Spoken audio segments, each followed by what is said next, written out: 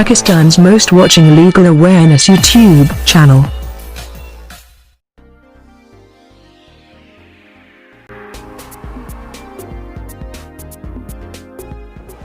Hello friends and viewers, I hope all are fine. This is Mubashir Iqbal Chauhan, Advocate High Court and Legal Lecturer. Welcome to our channel Law and Communication Skills. Legal Lectures की section wise series के अंदर आज हम पढ़ेंगे assembly, unlawful assembly, section 141 to onward 160। Unlawful assembly से हम रोएटिंग, एफरे और इन तमाम चीज़ों का आज हम डिस्कस करेंगे। हम ये भी पढ़ेंगे कि अनलॉफुल असेंबली कम से कम कितने लोगों से वजूद में आती है, और अक्सर आपने FIRs देखी होंगी जहाँ पर सेक्शन 148 और 149 का बहुत ज़्यादा जिक्र किया जाता है। कोई भी जुर्म हो 148, 149 वहाँ पर लाजमन इंक्लूड होती है। तो इसकी क्या वजह है, 148, 149 को वहाँ पर क्यों शामिल किया जाता है, और क्या अगर दो सेक्शन सेम डेफिनेशन के ऊपर हों या मिलती जुलती डेफिनेशन के ऊपर हों और जो जुर्म है वो किसी एक सेक्शन से डील कर रहा हो, किसी एक सेक्शन को फुलफ़िल कर रहा हो, तो दोनों सेक्शन वहाँ पर लगाने ज़रूरी हैं या नहीं। सेकेंडली, अगर दो लोग आपस में लड़ रहे हैं और उनसे आपको कोई नुकसान नहीं पहुँच रहा, तो फिर भी क्या आप उनके ख़िलाफ़ FIR करवा सकते हैं। आप उस केस में जहाँ पर आपको कोई नुकसान नहीं पहुँचा, आपको कोई इंजरी नहीं हुई, आपको कोई ज़र इज़ा नहीं पहुँची, तो क्या आप ऐसे केस के अंदर FIR करवा सकते हैं उन लोगों के ख़िलाफ़ या नहीं करवा सकते। स्टूडेंट्स की असम्बलीज़ कब अनलॉफुल होती हैं, कब स्टूडेंट्स इलीगल डिक्लेयर होती है, उनकी कम्बिनेशन, उनकी कंबाइनिंग, इस चीज़ को भी आज हम डिस्कस करेंगे। और अनलॉफुल असम्बली एक्चुअल में है क्या ये किसी लीगल एक्ट को परफॉर्म करते हुए भी इलीगल बन सकती है। लाइक ऐसे कि अगर 5 लोग हैं या 7 लोग हैं, वो एक गली, एक चौराहे, नुक्कड़ के ऊपर खड़े हैं, तो क्या उनकी ये जो असम्बली है, उनका ये खड़ा होना, उनका वहाँ पर बैठना, गैदरिंग करना, ये लॉफुल है या अनलॉफुल है। अगर ये लॉफुल है तो किस सेंस में और किन रीजंस ग्राउंड्स के ऊपर, और अगर अनलॉफुल है तो कब, क्यों और कैसे इसको अनलॉफुल डिक्लेयर किया जाता है। इन तमाम चीज़ों को आज हम कंप्रीहेंसिवली डिस्कस करेंगे। लेक्चर स्टार्ट करने से पहले एज़ यूजुअल, अगर आप मेरे YouTube channel law and communication skills के ऊपर नए हैं तो रेड बटन को क्लिक करके मेरे चैनल को सब्सक्राइब करना, साथ में ही बेल आइकन को प्रेस करके ऑल नोटिफिकेशन करना भूलें, ताकि ऐसे ही फर्दर तमाम इंफॉर्मेटिव लेक्चर्स आपकी एक्सेस में रहे और उनके नोटिफिकेशन आपको बर वक्त और टाइमली मिलते रहें। मज़ीद बरा मेरे लेक्चर्स की फ़ीस को फुलफ़िल करना बिल्कुल ना भूला करें। ये मेरे लिए, आपके लिए बहुत ज़्यादा अहमियत की हामिल है। मेरी फ़ीस आपने 3 स्टेप के अंदर पे करनी है। फर्स्ट स्टेप कम से कम 10 रुपये डोनेट करने हैं, सेकंड स्टेप कम से कम 2 लोगों की आपने हेल्प करनी है, और थर्ड स्टेप मेरे पेरेंट्स के लिए दुआ, अल्लाह ताला उनको सेहत तंदुरुस्ती अता फरमाए। शुरू करते हैं हमारा लेक्चर। अनलॉफुल असम्बली, दरअसल वैसे तो PPC के अंदर या IPC के अंदर, पाकिस्तान पिनल कोड या इंडियन पिनल कोड के अंदर बहुत सी डेफिनेशंस हैं अनलॉफुल असम्बली की, बट ये इनसे हटकर भी परफॉर्म करवाई जा सकती है। फॉर एग्जांपल, एक छोटी सी एग्जांपल से स्टार्ट करते हैं। एक सियासी पार्टी है, उसने एहतजाज का रास्ता अपनाया, उसने जुलूस करने के लिए कहा, और उन्होंने अपने लोकल कमिश्नर से, अपने डिस्ट्रिक्ट जो ऑफिसर्स हैं, एग्जीक्यूटिव ऑफिसर्स हैं, DCOs या DPOs एट्सेट्रा, उनसे वो परमिशन लेते हैं और वो उनको परमिशन ग्रांट नहीं करते। बट वो सियासी जमात कहती है कि जी हमने जुलूस निकालना ही निकालना है, हमने धरना। अब जुलूस निकालना, एहतजाज करना डेमोक्रेसी के अंदर, ये ना सिर्फ डेमोक्रेसी का, जमहूरियत का हुस्न है, बल्कि जमहूरियत के अंदर हर शख्स को एहतजाज करने का राइट है अगर उसके किसी राइट की वायलेशन हो रही है। बट इन अदर सेंस, अगर गवर्नमेंट को लगे कि मुल्क के हालात साजगार नहीं है, सिक्योरिटी इश्यूज़ हैं या कोई और प्रॉब्लम है, तो ऐसी सूरत में गवर्नमेंट स्पेसिफिक एरियाज़ के ऊपर, स्पेसिफिक सिचुएशंस के अंदर बैन कर सकती है, कुछ टाइम के लिए राइट को सस्पेंड कर सकती है। अब वो पार्टी अगर जुलूस निकालती है और गवर्नमेंट ये कहती है कि सिक्योरिटी इश्यूज़ हैं, तो लिहाजा आपका जुलूस निकालना कानूनी नहीं, आपको इसकी परमिशन नहीं दी जाएगी।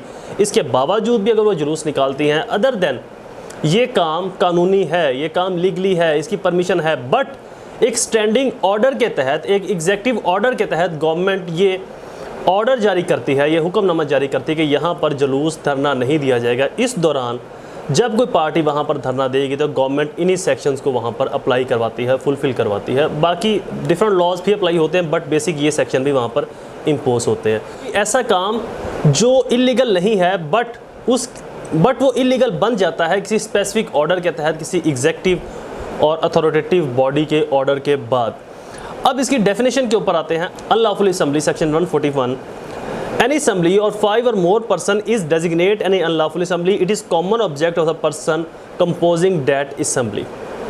5 या 5 से ज़्यादा लोग कोई भी काम करते हैं, किसी काम को मुकर्रर करते हैं अपने लिए, जो या तो गैर कानूनी है या कानूनी तो है। लाइक अगर ऐसी एग्जांपल आजकल की सिचुएशन की ले लें, अभी लॉकडाउन की सिचुएशन है डिफरेंट कंट्रीज़ के अंदर, पाकिस्तान, इंडिया और बाकी ममालिक के अंदर। स्मार्ट लॉकडाउन की तरफ भी बहुत से ममालिक हैं, कुछ स्पेसिफिक एरियाज़ को, स्पेसिफिक सिटीज़ को उन्होंने लॉकडाउन किया हुआ है। अब लॉकडाउन का मतलब है कि आपकी जो फ्रीडम ऑफ मूवमेंट है, इनको गवर्नमेंट ने बैन कर दिया कि आपने बाहर नहीं निकलना। अब इस दौरान अगर आप 5 लोग इकट्ठे होकर किसी बैरियर को तोड़ते हो, पुलिस के किसी बैरियर को तोड़ते हो, पुलिस की या किसी इंतज़ामिया की लगाई हुई रुकावट को तोड़ते हो, या गवर्नमेंट ऑर्डर को फुलफिल नहीं करते और आपकी तादाद 5 या 5 से ज़ायद है, तो आपके ऊपर यही सेक्शन अप्लाई होगा। फर्स्ट, इस सेक्शन का जो पार्ट है, to overawe by criminal force or show of criminal force the federal or any provincial government or legislate or any public servant in exercise of lawful power to such public servant. वफाकी government, सूबाई government या कोई भी public servant like police या कोई इंतज़ामिया ACDCs की तरफ से कोई ऐसा कानूनी काम इन्फोर्स करवा रहे हैं या अपनी पब्लिक ड्यूटी को इन्फोर्स करवा रहे हैं, इस दौरान उनके खिलाफ कोई फोर्स इस्तेमाल करना, लाइक अगर लॉकडाउन है तो पुलिस वाले गवर्नमेंट को उस एग्जेक्टिव ऑर्डर को फुलफिल करवाने के लिए किसी गली, मोहल्ले, नुक्कड़ के ऊपर खड़े हैं कि जी लोग बाहर ना निकलें, लॉकडाउन है, लोग अपने घरों में रहें। अब इस दौरान पुलिस वाले उस गवर्नमेंट अपनी ऑफिशियल ड्यूटी में वो ऑर्डर फुलफिल करवा रहे हैं, गवर्नमेंट का, फेडरल का या प्रोविंस का, वफाक का या सूबे का। इस दौरान उनके खिलाफ कोई फोर्स यूज़ करना या फोर्स शो करवाना, दोनों ही इस सेक्शन के, इस एक्ट के ज़मरे में आएंगे। और अगर वो 5 या 5 से ज़्यादा लोग हैं तो ये सेक्शन अप्लाई होगा। अगर 5 से कम हैं तो उस पर हम कॉमन ऑब्जेक्ट, कॉमन इंटेंशन और पीछे हम क्रिमिनल कॉन्स्पायरेसी के लेक्चर्स पढ़ चुके हैं। सेकंड पार्ट 141 सेक्शन का, to resist execution of any law और एनी लीगल प्रोसेस। अगर कोई शख्स कोई ऐसी अथॉरिटी कोई किसी काम को लीगली प्रोसेस कर रही है, उसकी प्रोसेस के अंदर मुदाखलत करना, किसी लीगल प्रोसेस या किसी कानून की एग्जीक्यूशन में, तकमील में रेजिस्टेंसी दिखाना, मुज़ाहमत करना। कोई भी लॉ इन्फोर्समेंट एजेंसीज कोई काम कर रही हैं उनको रोकना, कोई लीगल प्रोसेस चल रहा है, लाइक कोई गवर्नमेंट ने एक प्रोजेक्ट स्टार्ट किया है डैम बनाने का, रोड बनाने का, ये एक लीगल प्रोसेस है, गवर्नमेंट की परमिशन से चल रहा है, तो उसके ऊपर रेजिस्टेंसी दिखाना, मुज़ाहमत करना कि हम नहीं बनने देंगे, हम ऐसा नहीं होने देंगे, हम वैसा नहीं होने देंगे। ऐसी सूरत में भी ये सेक्शन अट्रैक्ट करेगा।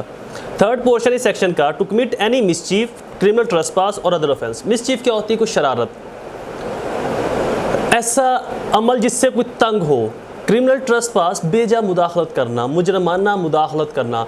एक जुलूस जा रहा है, 5-6 लोग जो है किसी शॉप के अंदर घुस जाते हैं, किसी शख्स को कोई पत्थर मार दिया, किसी को छेड़ दिया, या आपने आजकल इस तरह की वीडियोस देखी होंगी कि एक बहुत बड़ा हार्न लेकर कोई किसी के कान के पास बजाता है या कोई और शरारत करते हैं जिससे कोई तंग हो। ये भी अपने आप के अंदर एक मिसचीफ है, और अगर 5 या 5 से ज़्यादा लोग ये काम करते हैं तो उनके ऊपर भी ये सेक्शन अट्रैक्ट करेगा। फोर्थ पार्ट इस सेक्शन का, criminal force or show criminal force to any person to take or obtain possession of any property or to deprived person enjoy of the right of way etc. ऐसी criminal force use करना या show करवाना जिससे किसी की property के ऊपर कब्जा करना या उसको उसके राइट से बददखल करना, उसका राइट छीन लेना, उसके राइट को वायलेट करना। अगर कोई शख्स कहीं पर रह रहा है तो उसको वहाँ से निकाल देना। क्रिमिनल फोर्स यूज़ करना या क्रिमिनल फोर्स शो करवाना कि अगर तुमने हमारा कहना ना माना तो हम लोग तुम्हारा नुकसान कर सकते हैं, तुम्हारा जानी और माली नुकसान कर सकते हैं। तो ऐसी सूरत में कोई शख्स डर के अगर वहाँ से हट जाता है, अपनी प्रॉपर्टी उन क्रिमिनल्स के हवाले कर देता है, तब भी ये सेक्शन अट्रैक्ट करेगा। Fifth part section 151 unlawful assembly का, by mean of criminal force or show to criminal force to compel any person to do what he is not legally bound to do or to omit to do what he is legally entitled to do। किसी शख्स को काम करने का कहना जो कि वो कानूनी तौर के ऊपर करने का पाबंद नहीं, या किसी शख्स को कोई काम करने से रोकना जिस पर वो कानूनी तौर के ऊपर रुकने का पाबंद नहीं। लाइक एक शख्स है, वो गाड़ी चला रहा है, अगर कोई शख्स उसको गाड़ी चलाने से रोके, या एक रोड है उसके ऊपर कोई बाइक लेकर जा रहा है और गली में से 4-5 लोग निकल के आएंगे, जी हमने आपको यहाँ से गुजरने नहीं देना, हमारी गली है, साड़ी गली है, लंग के वक़ा हुए तो ऐसी सूरत में भी ये सेक्शन अप्लाई करेगा। जो वो काम कर रहा है और वो करने का कानूनी तौर के ऊपर पाबंद है, उसके पास राइट है वो कानूनी तौर के ऊपर करने का, तो उससे उसको रोकना, या जिस काम को करने का वो बाउंड नहीं उससे वो ज़बरदस्ती काम करवाना, किसी से कोई लेबर मुशक्क़त करवाना। और जनरली इसकी और एक एग्जैक्ट एग्जांपल जो है, अक्सर कॉलेजेस के अंदर रैगिंग होती है,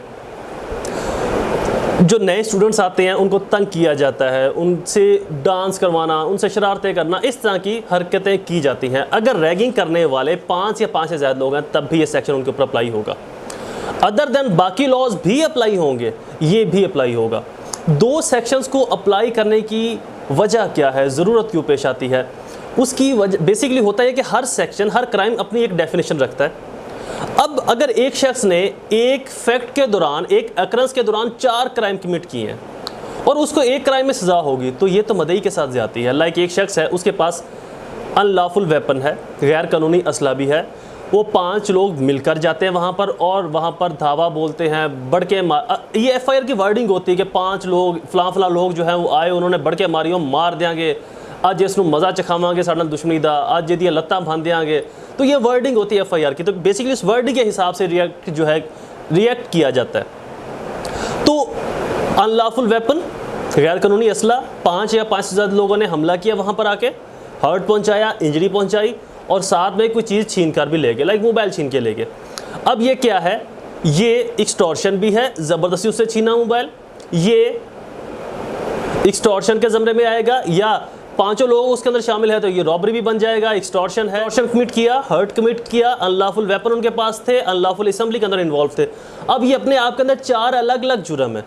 तो जब 4 अलग जुर्म होंगे और ये FIR के अंदर मेंशन होंगे, तो जो उनकी सज़ा है वो भी इन चारों जुराइम के मुताबिक, लाइक अनलॉफुल असेंबली की सज़ा और है, रियोटिंग की सज़ा और है, हर्ट की सज़ा और है, उसके अलावा थेफ्ट, एक्सटॉर्शन, रॉबरी की सज़ा और है। तो वो चारों सज़ाएँ, जो जुर्म उन पर साबित हो रहा है, उन तमाम जुराइम की सज़ाएँ उस शख्स को या उन अशखास को ज़रूर मिलेंगी, बट साबित होना ज़रूरी है।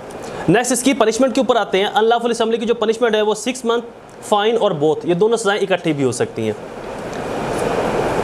नेक्स्ट हमारा सेक्शन बहुत इंपॉर्टेंट है, रियोटिंग। हर FIR के अंदर सेक्शन 148 ज़रूर मेंशन होता है। क्यों मेंशन होता है? रियोटिंग मीन दंगा फसाद, माहौल को ख़राब करना, हलचल मचाना, वहाँ पर लोगों के अंदर खौफ व हरास फैला देना। रोटिंग माइनर नोयत का, बड़ी नोयत का अगर खौफ व हरास होगा तो वहाँ पर ATS 7 अप्लाई होगी, वो अट्रैक्ट करेगी। यहाँ पर एक जनरल सिचुएशन के अंदर खौफ व हरास पैदा करना, दंगा फसाद करना। रियोटिंग whenever force to violence is used by unlawful assembly or by any member, therefore in prosecution of the common object of such assembly, even member of such assembly is guilty of the offence।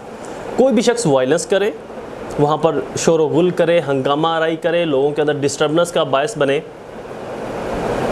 और unlawful assembly के साथ हो, तो उनके ऊपर ये section attract करेगा। इस सेक्शन की जो पनिशमेंट है वो, लेकिन यहाँ पर उनके पास वेपन नहीं होंगे, डेडली वेपन, हथियार, असला वगैरह, संगीन हथियार जो होते हैं संगीन नोयत के, वो उनके पास नहीं होंगे। हल्के फुल्के स्टिक डंडे शंडे हों तो ठीक है, हैवी हथियार उनके पास नहीं होंगे, तो ये सेक्शन अप्लाई होगा। इसकी जो सज़ा है, रियोटिंग पनिशमेंट 2 ईयर, फाइन और बहुत, 2 साल सज़ा और जुर्माना और दोनों सज़ाएँ इकट्ठी हो सकती है। अब है जो मेन सेक्शन 148, जो rioting with deadly weapon. Rioting with deadly weapon, ऐसे हथियारों के साथ जाना जिससे किसी की मौत वाक़या हो सकती है, लाइक पिस्टल है, क्लैशनकोफ है, खंजर है, तलवार है। तो इस तरह का हथियार जिससे किसी की मौत वाक़या हो सके, या कोई लोहे का राड है, या और डिफरेंट मार्शल आर्ट के अंदर इस तरह के हथियार है जिसके अंदर पंच होता है, लोहे का नंचक होता है। इस तरह के मार्शल आर्ट के अंदर ऐसे औजार इस्तेमाल किया जाता है जिससे भी अगर एक रीज़नेबल जगह पर इंसान को ज़र्ब दी जाए तो उसकी मौत वाक़या हो सकती है। तो ऐसे डेडली वेपन के साथ अगर जाना तो ये रियोटिंग विद डेडली वेपन आएगा। इसकी जो सज़ा है वो 3 साल, फाइन और विद बोथ। तो जनरली अगर 5 लोग उनके पास हथियार है तो वहाँ पर 148 ज़रूर अप्लाई करवाते हैं पुलिस वाले, इन्वेस्टिगेशन एजेंसी जो है। क्यों? क्योंकि इसकी ना सिर्फ 3 साल सज़ा बढ़ जाती है, दूसरा इसके केस के ऊपर कंप्रीहेंसिव इफ़ेक्ट डलता है, जिससे इस केस को आगे फर्दर प्रोसीड करना प्रोसिक्यूशन की फेवर के अंदर और डिफेंस के अगेंस्ट ज़्यादा रीजनेबल बन जाता है। कि यानी कि 5 लोग आए हैं तो डेफिनेटली उनकी नीयत जो है वो सीरियस इंजरी की ही होगी, उनकी नीयत इसको मारने की होगी। तो इसलिए जो बेनिफिट ऑफ डाउट है वो अक्यूज़ से हटना शुरू हो जाता है। बेनिफिट ऑफ डाउट का जो फ़ायदा अक्यूज़ को मिलता है वो फ़ायदा उसको कम मिलता है, बट अगर ये साबित हो जाए तो। लेकिन यूजली ऐसा होता नहीं है। बहुत से केसेस के अंदर अनलॉफुल असेंबली या रियोटिंग विद डेडली वेपन डाल दिया जाता है, बट वो 5 लोग होते ही नहीं। जिन 5 के या 6 लोगों के नाम लिखवाए होते हैं उनमें से 2-3 लोग वैसे बरी हो जाते हैं। जब 2-3 लोग बरी हो गए तो 148 तो वैसे ही अट्रैक्ट नहीं करेगा वहाँ पर, और वैसे जब 148 अट्रैक्ट नहीं करेगा तो पूरी की पूरी स्टोरी जो है वो ही डाउट में चली जाएगी। इसके ऊपर भी हम डिटेल सीरीज स्टार्ट करेंगे कि FIRs के अंदर ट्रायल के अंदर आपने कैसे इसको फर्दर प्रोसीड करवाना। नेक्स्ट सेक्शन हमारा 151, नॉनली ज्वाइनिंग कंटिन्यू असेंबली 5 और मोर पर्सन, ये जानते बूझते और समझ रखते हुए भी अनलॉफुल असेंबली को ज्वाइन करना, तो इसकी सज़ा 6 मंथ, फाइन और बोथ है। Next section 152, assault, threat, abstract of public servant, किसी पब्लिक सर्वेंट को अपनी ड्यूटी को फुलफिल करने से, अपनी ड्यूटी को डिस्चार्ज करने से रोकना, असॉल्ट करना, थ्रेट करना, डराना धमकाना, इसके अंदर सज़ा 3 साल, जुर्माना और दोनों सज़ाएं इकट्ठी भी हो सकती हैं। नेक्स्ट सेक्शन, इसके अंदर जो इंपॉर्टेंट सेक्शन है मैं उनको डिस्कस करता जा रहा हूँ, जो इतने ज़्यादा रेलिवेंट नहीं, इंपॉर्टेंट नहीं, जिनका हवाला किसी अगले पिछले सेक्शन के अंदर आ जाता है, उसको मैं ज़्यादा डिस्कस नहीं करता। 153B, 153 sub section B, inducing student ETC to take part of political activities, अगर कोई स्टूडेंट किसी ऐसी पॉलिटिकल पार्टी की एक्टिविटीज़ का हिस्सा बनता है, ये भी एडिशन करके अमेंडमेंट करके सेक्शन शामिल किया गया है, तो ये भी अपने आप के अंदर जुर्म होगा। बट स्टूडेंट की यूनियन की परमिशन है, चूँकि कॉन्स्टिट्यूशन ऑफ पाकिस्तान उसकी परमिशन देता है, लेकिन ये एक मखसूस सर्कमस्टांसेस के अंदर इनको अमेंडमेंट करके शामिल किया गया था कि पॉलिटिकल पार्टीज़ को स्टूडेंट की संपत्ति ना मिल सके, ग्राउंड लेवल से पॉलिटिकल पार्टी के पास अप्रोच ना बन सके, तो इस वजह से इसको एडिशन की गई। बट ये अब इतना एक्टिव नहीं। हाँ, अगर स्टूडेंट की यूनियंस अनलॉफुल असेंबली का बायस बन जाए तो ये सेक्शन डायरेक्टली अट्रैक्ट कर जाएगा उनके ऊपर, यानी कि किसी स्कूल कॉलेज की स्टूडेंट्स की जो यूनियंस हैं वो अनलॉफुल काम करें, एहतजाज करें, जलसा जुलूस या कहीं पर मार धाड़ करें, शोर गुल करें, तो ये सेक्शन पे अप्लाई होगा। इसकी सज़ा 2 साल, फाइन और जुर्माना both. Next section 155, liabilities of person whose benefit due commit, liabilities of person owner or occupier of benefits riot, liabilities of person agent owner of benefit, किसी शख्स के बेनिफिट में किसी शख्स की हमायत में कोई ऐसी रूटिंग कमिट करना या उसके किसी एजेंट का रूटिंग कमिट करना, इसके अंदर भी डायरेक्टली वो शख्स इन्वॉल्व होगा। नेक्स्ट सेक्शन है जी एफरे। एफरे क्या है? When 2 or more person by fighting in a public place disturbance the public peace they are said to commit an affray. 2 या 2 से ज़ायद लोग, लाइक आप एक रेस्टोरेंट में बैठे हैं, एक होटल में बैठे हैं, किसी पार्क में बैठे हैं, तो आपके सामने आप देखते हो कि जी 2 लोग या 3 लोग 4 लोग आपस में लड़ते हैं और एक दूसरे को मार धाड़ शुरू कर देते हैं, जिससे आसपास के लोगों में खौफ और हिरास फैल जाता है, लोग डर के मारे भागना शुरू कर देते हैं वहाँ से। इस दौरान आप उन अशखास के ख़िलाफ़, दोनों के ख़िलाफ़ एफरे की कार्रवाई करवा सकते हैं 159 और इसकी पनिशमेंट 160 के अंदर मेंशन है। यानी कि 2 लोगों का आपस में लड़ना जिससे पब्लिक पीस डिस्टर्ब हो, जिससे पब्लिक के अंदर खौफ और हिरास फैले, तब भी आप ऐसे अशखास, चाहे वो आपके ख़िलाफ़ नहीं, चाहे उन्होंने आपको नुकसान नहीं पहुंचाया, चाहे उन्होंने आपके खिलाफ़ कोई काम कमिट नहीं किया, इसके बावजूद भी आप उनके खिलाफ़ कानूनी कार्रवाई अमल में ला सकते हैं, चूँकि उन्होंने आपके पुरअमन माहौल को ख़राब किया है।